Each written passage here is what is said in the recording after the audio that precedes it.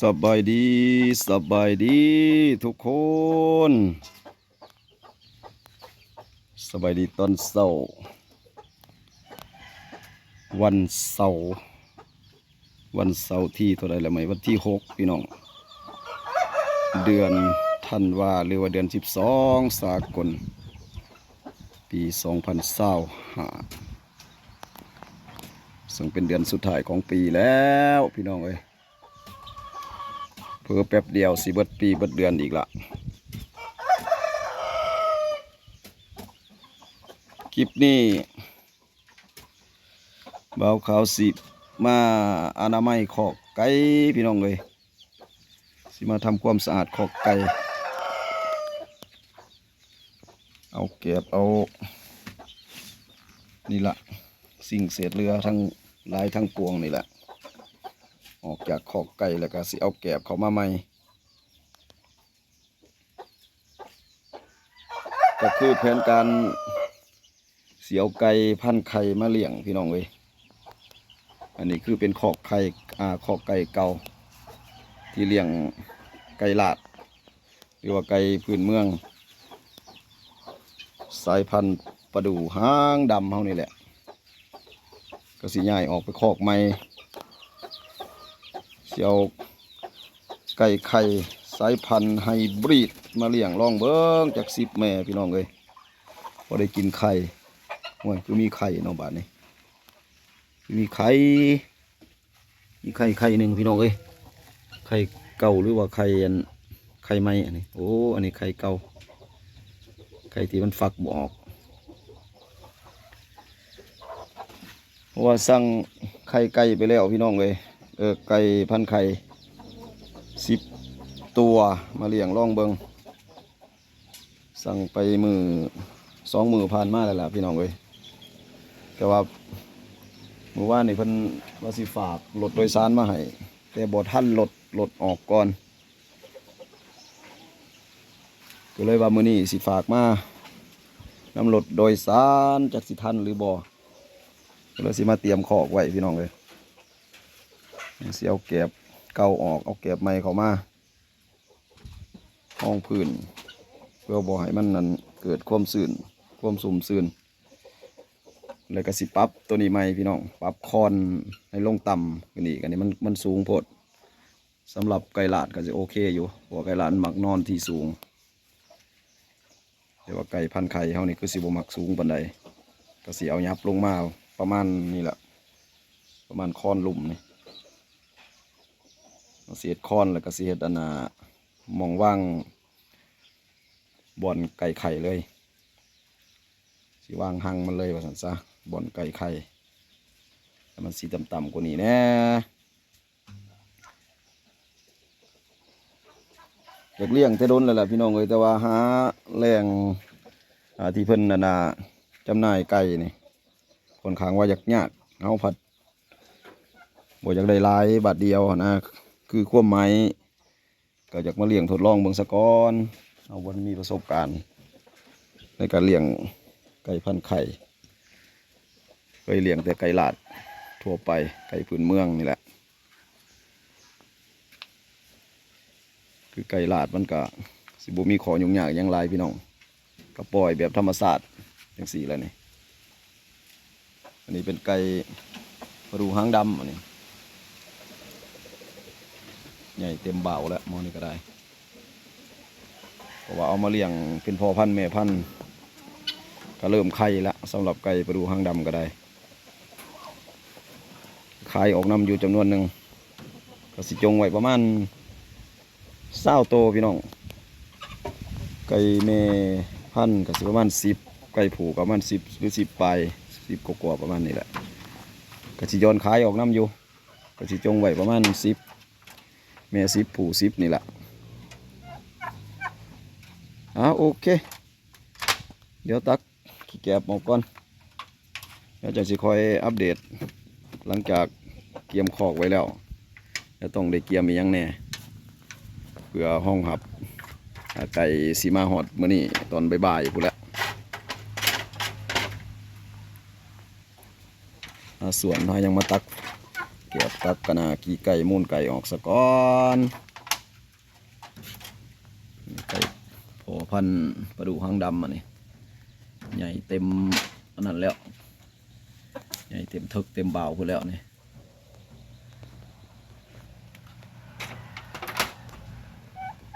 ไก่ง่วงตัวเดียวเรือมาเขา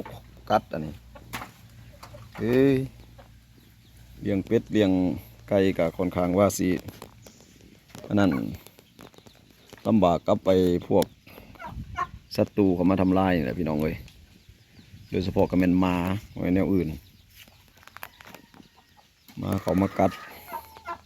ไก่น้อยกับซีเมนแมวเนี่ยแต่ก่อนก็ดี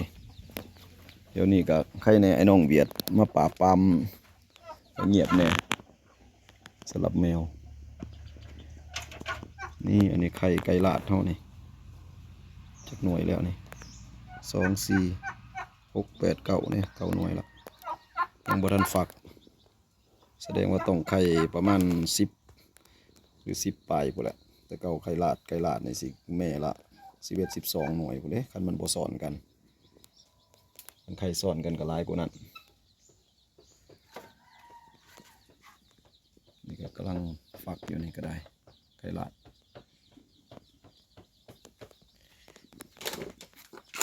ไปหาส่วนก่อน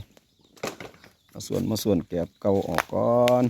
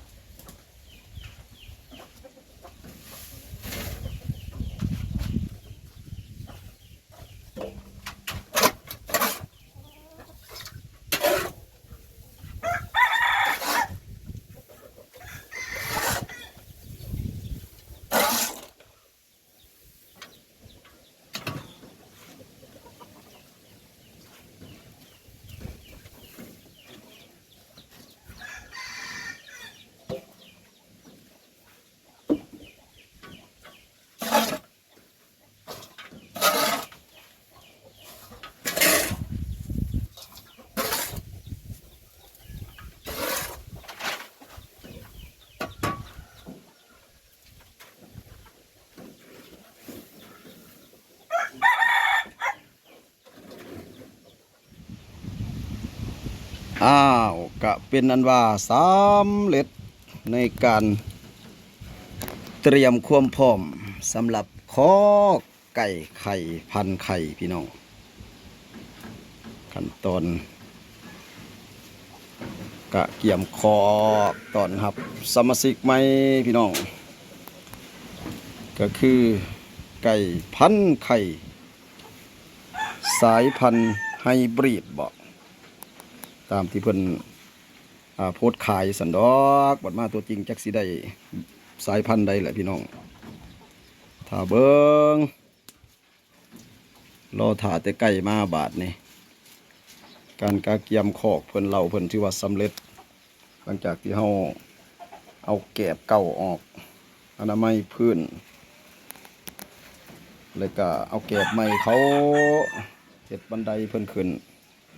มาหาบ่อนไข่ก็เตรียมหั่งไว้แล้วตัวนั้นหั่งเก่า